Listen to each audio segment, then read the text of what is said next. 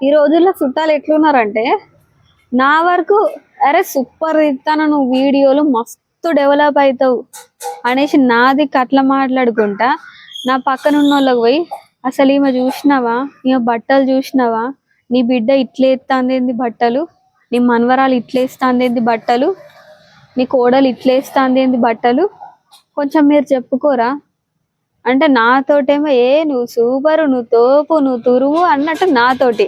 ఎందుకంటే వాళ్ళు నా దగ్గర మంచోళ్ళు కావాలి కదా. మా వాళ్ళ దగ్గరనేమో వచ్చి ఇట్లేస్తాంది, పద్ధతి లేదు.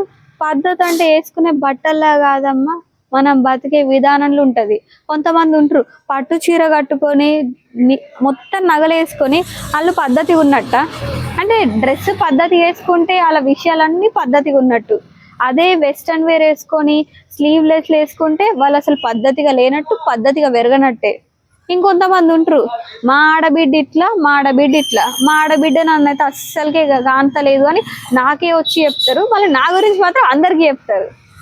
మీరు ఏమన్నా చేసుకోండి కానీ మీరు చూపించే వీడియోలు నాకు మంచికే చేసేది. ఎందుకు తెలుసా, మీరు చూపిస్తా అంటున్నాయి కదా నేను సెలబ్రిటీని అవుతా.